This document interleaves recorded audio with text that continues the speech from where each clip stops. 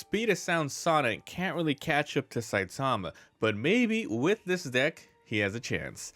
Hey guys, welcome back to another episode. Mobby here, and today I'm going to be giving you my personal deck profile for this red One Punch Man deck that revolves around Speed of Sonic. Make sure to like and subscribe, it's free to do so, it really helps out the channel. I upload daily duels and deck profiles for different anime TCGs. Alright guys, here we go. So this deck is all about running these 4-cost Speed of Sonics and these raid cost Speed of Sonics in order to chillax and wait for Boros to come out and end the game. So if you guys just want the deck list, pause the video, head on over to my website mobbytcg.com. There I upload all of my duels and deck profiles that I've posted in the past, so you can get it anytime that you want. So let's talk about every single card. These are the action points that I'm using. There were none with Speed of Sonic on it, so I thought why not get one with a bunch of heroes on it instead. Okay, so let's talk about every single card, starting with this first one. So as mentioned, Speed of Sound Sonic is going to be our raid card. This is your basic 0 cost with no ability. However, the trigger is add this card to your hand. It is a 1500 attacking character. Next is Boros, who is your other raid card of the deck. It's a 0 cost. When played, draw 1, then trash 1 card to your one card from your hand to the sideline.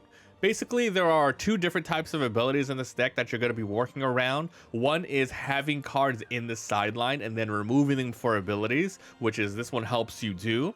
And then another ability that makes it so if you and your opponent has a certain amount of life, you get benefits. So keep that in mind as we talk about these 2 characters going forward.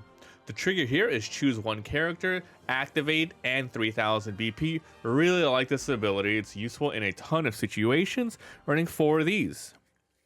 And the next 0 cost we have is Gyoro, and when played, to look at the top card of your deck, place it to the top or trash it. So if you already have a lot of good cards in your hand, make sure to trash it, because like I said, you need cards inside of your trash in order to remove them for abilities. That's all your 0 costs. We're running 11 of them.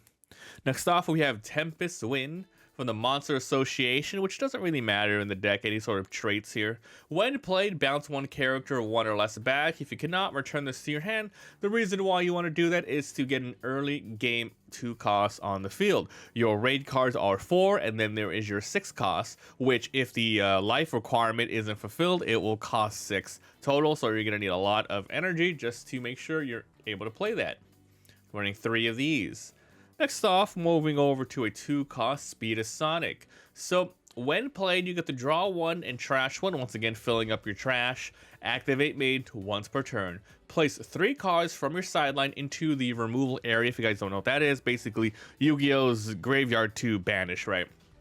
If you do, this character gains 1000 BP until the end of the turn. So you can see he gets a benefit off of it. It's a decent ability. It's awesome because it's activate made once per turn, means you can use it on the front line even if it's rested, and on the energy line even if it's rested. Now, the reason why you do want to do that is to enable your 4 costs, and we'll show you why in a bit, but you want to use it for the ability when you can, and also want to make sure your life is at a certain, make sure your trash is at a very specific amount of cards. So running 4 of these. Remember, raid sources, so these are really good to play in the field. Next off, it's another Speed of Sound Sonic. 2 costs. During your turn, if the combined total of you and your opponents is 4 or less, this gains 1000 BP. So there you go. There's another ability which has to do with life total on both your characters. So it's only during your turn he gets a 4000 attack. On your opponent's turn, he'll be back to 3000. When played, you can place 3 cards from your sideline to your removal, which is again banishing it to draw a card, which is very good. Playing a card that's very strong for 2 is a really good card for the deck. The trigger here is color. Choose 1 2500 or less on your opponent's front line and sideline. So it's a pretty solid card, running 4 of these. Next off, we have these 3-cost Boros. When played, add 1 card from your life to your hand. Now that's interesting because a lot of the times when you get rid of a card from the top of your life, it goes to the trash or trigger. Here you get to add it to your hand, which gives you some hand advantage. If you did that, you can draw 2 cards, then trash 1. So yeah, it's both of those sort of synergies, the life total and cards in the trash combining at once. And by the cards in the trash, I mean it helps you put cards in the trash. 3,000 power, and there is 2 energy here. Waiting for these Boros. Next is yet another Speed of Sound Sonic. My god, he's everywhere. So this is a 3 cost with step, meaning during your movement phase you can move him to the back. If your back is filled, you can go ahead and swap a character around. Activate once per turn. 3 cards from your sideline to the removal. Once again, there's a lot of those abilities. If you do, this character gains 1,000 BP until the end of the turn. So same as the other Speed of Sonic, that's a 2 cost that has the same effect. Frontline or backline. Frontline or energy line, activated or rested, you can use it whenever, and you want to make sure you have a certain amount of cards in your trash. 3,000 BP and 2 energy. Running for these. Now we have monster cells. These are your 4 finals of the deck. It's going to be choose 2 AP and switch them to active. Then if this is a final trigger, go ahead and heal 1. Running 4 of these. Now moving on to your late games. Damn, this is crazy. All right, so we have Speed of Sound Sonic. This is a 2 action. You gotta keep that in mind. This character is set to active. Wonderful. When played, check this out. Play up to 1 red, has to be red specifically, Speed of Sound Sonic card with 2 or less required energy and 1 AP from your hand or sideline set to resting on your field. So this makes it so you can go ahead and, once again, if it's from the sideline, which most likely you should, it's going to be able to help you remove cards from there in order to fulfill abilities. So let's look at the different Speed of Sonics you can go ahead and play. So you can play this one and play hopefully this from the trash. Then when this is played, you can go ahead and do even more stuff. You can play this Speed of Sound Sonic. Go ahead and draw 1 trash one. And you can also play this 0 cost one if this is the only one you have in there. So as you play and you attack and defend, just remember to always have a 2 cost or lower in the trash. So if you do end up using this ability, you can go ahead and bounce 1 back from the trash.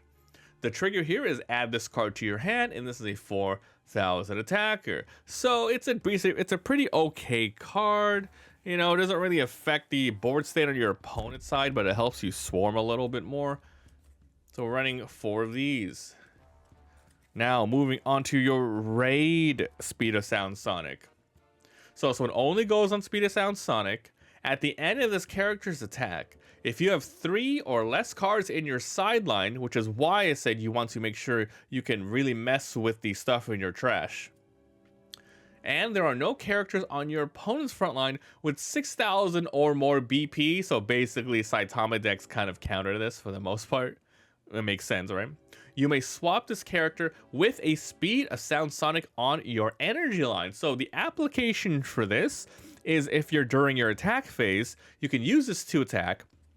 Swap them out if you have the required amount of stuff in the trash. Then you can switch it with another Speed of Sound Sonic that is also active, ready to attack. So you can essentially, if your board is filled up, everyone's active, you can maybe get 5 attacks off during that turn. Really good. Also, it also protects this character. You can bring maybe a weaker Speed of Sound Sonic on the board.